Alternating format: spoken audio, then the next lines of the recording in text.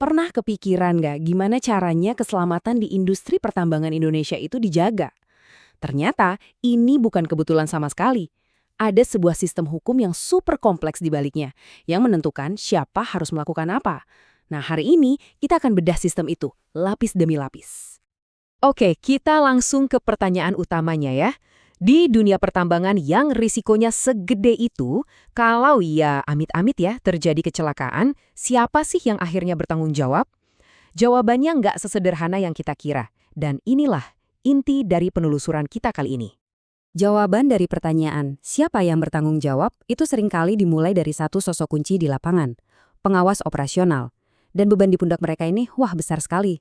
Secara hukum, tugasnya jelas banget. Pertama, mereka bertanggung jawab penuh kepada kepala teknik tambang atau penanggung jawab lapangan untuk keselamatan dan kesehatan semua pekerja tambang yang menjadi bawahannya. Kedua, mereka itu yang harus turun langsung melaksanakan inspeksi, pemeriksaan, dan pengujian. Ketiga, mereka juga bertanggung jawab atas keselamatan, kesehatan, dan kesejahteraan dari semua orang yang ditugaskan kepadanya. Dan terakhir, yang gak kalah penting, semua itu harus tercatat. Mereka wajib membuat dan menandatangani laporan dari semua pemeriksaan itu. Jadi mereka ini benar-benar ujung tombak dari seluruh sistem keselamatan.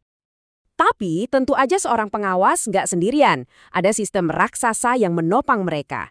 Nah, dalam penelusuran kita kali ini, kita akan bedah 5 bagian penting. Kita mulai dari tanggung jawab besar si pengawas, lalu kita bongkar piramida hukum di baliknya, kita lihat apa hak dan kewajiban semua orang di lapangan, kita definisikan apa itu bahaya secara hukum, dan terakhir, kita satukan semuanya jadi sebuah sistem keselamatan yang utuh. Oke, kita mulai dari dasarnya dulu ya. Tugas seorang pengawas itu nggak muncul dari ruang hampa. Peran mereka itu ibarat mata rantai terakhir dalam sebuah rantai komando hukum yang panjang dan sangat terstruktur. Nah, inilah yang biasa disebut piramida hukum. Konsepnya sederhana, tapi sangat kuat. Setiap aturan itu dibangun di atas fondasi hukum yang lebih tinggi. Ini yang bikin kerangkanya stabil dan kokoh.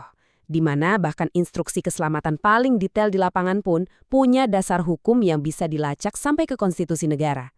Keren kan? Yuk, kita coba turun nih piramida ini. Di puncak ada UUD 1945, hukum tertinggi kita semua. Di bawahnya ada undang-undang yang ngasih prinsip-prinsip besarnya. Lalu ada peraturan pemerintah yang ngejelasin gimana cara menjalankannya. Makin ke bawah, makin spesifik nih. Ada keputusan menteri buat aturan teknis yang detail, dan paling bawah ada keputusan dirjen sebagai panduan implementasi di lapangan. Semuanya nyambung, gak ada yang berdiri sendiri. Oke, piramida hukum ini kedengarannya keren, tapi kan masih teori banget ya. Pertanyaannya sekarang, gimana semua hukum tingkat tinggi ini benar-benar jadi payung pelindung buat para pekerja di tambang setiap harinya? Nah, mari kita lihat prakteknya. Disinilah teori bertemu dengan kenyataan. Kerangka hukum tadi secara spesifik banget mendefinisikan peran semua orang di lokasi tambang, mulai dari pekerja yang baru masuk sampai manajemen puncak. Ini bukan cuma soal aturan, tapi soal tanggung jawab bersama. Nah, ini bagian yang menarik. Hukum itu menyeimbangkan tanggung jawabnya. Coba lihat, ada dua sisi kan? Di satu sisi pekerja wajib nurut sama instruksi keselamatan dan pakai APD dengan benar. Tapi di sisi lain, manajemen juga punya kewajiban. Mereka harus menyediakan APD itu secara gratis, pasang poster-poster edukasi, dan mastiin semua standar keselamatan dijalankan. Jadi intinya apa? Keselamatan itu jalan dua arah yang diatur oleh hukum. Dan ini dia jantungnya. Ini prinsip yang mendasari semuanya. Ini bukan cuma tentang kewajiban, tapi ini tentang hak fundamental. Undang-undang ini bilang dengan sangat jelas, setiap pekerja itu berhak dapat perlindungan. Inilah ruh dari seluruh kerangka keselamatan pertambangan kita. Supaya aturan keselamatan bisa ditegakkan, definisinya harus super presisi. Nggak boleh ada yang abu-abu.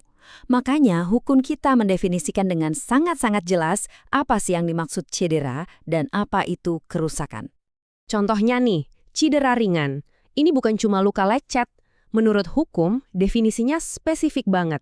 Cedera yang bikin pekerja nggak bisa kerja lebih dari sehari tapi kurang dari 3 minggu. Kenapa harus sedetail ini? Supaya pelaporan dan analisis kecelakaannya akurat dan konsisten. Lanjut, cedera berat.